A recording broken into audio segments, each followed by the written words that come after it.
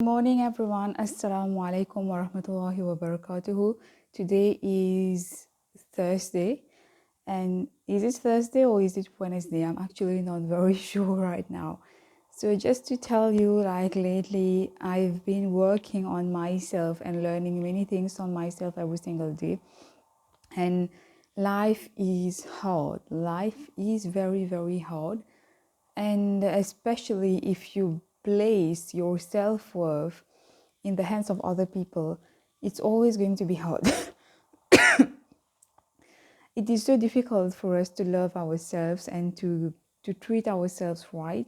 We tend to internalize whatever negativity people throw at us, and people will keep hurting you. That's the ultimate truth. No matter what you do, where you go, there will be people who will not like you, who will insult you, who will misunderstand you, who will do all kinds of things to make you feel like you are a worthless creature, which you are not. So it's like little by little, tiny little steps lately, which have been making me reach to certain conclusions.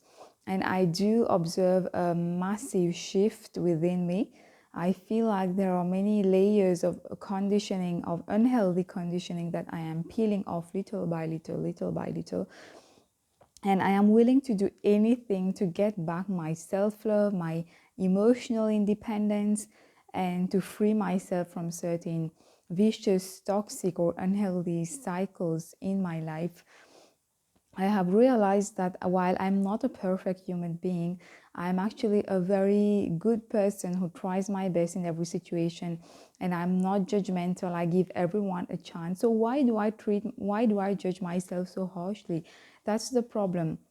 When it comes to other people, people have done and said horrible things to me, but I haven't necessarily reciprocated the same to them, or I haven't voiced out.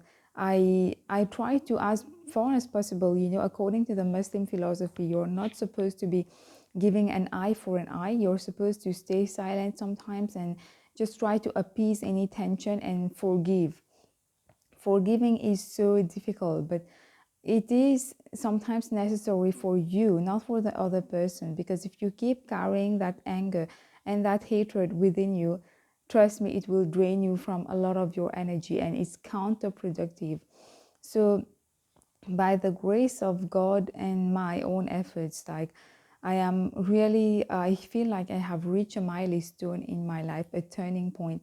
It's high time. Like, I'm 26 years old. So how long will I be um, repeating the same mistakes over and over again, or being a slave of my emotions, or allowing people to influence my mood and my life? I have had enough, and I have decided, like, I will be making some massive changes if I have to, because I can no longer live a life that is fake, that does not correspond to who I am, a life that is not authentic. And I'm not doing anything wrong or immoral or illegal. I just feel like you have to practice your talents, your passions, your hobbies, whatever you love doing in life. You should never stop doing those things. And if there are people who tell you that who try to control you and stop you from doing what you do, or who never have any appreciation for the good things that you do, then you have to distance yourself from these people. I know that is going to sound controversial. As a Muslim, for example, when it comes to toxic parents, in Islam, we are told, if from what I have learned, that you have to always respect your parents and listen to them, and you don't have the right to even complain about them unless they are doing something which is incompatible with Islam, and they are uh, not allowing you to practice your religion, or telling you to do things which Allah does not approve of. But there are also certain things which are not necessarily in the Islamic context, but which have a negative impact on you. And in such situations, you don't really have a choice except taking your distance. So I know that many people don't agree with that. They tell you that you have to, even if a parent is toxic and damaging your mental health, they will be quoting hadiths to you and tell you that, you should, for example, you should not break ties with your kin. It is said in a hadith somewhere.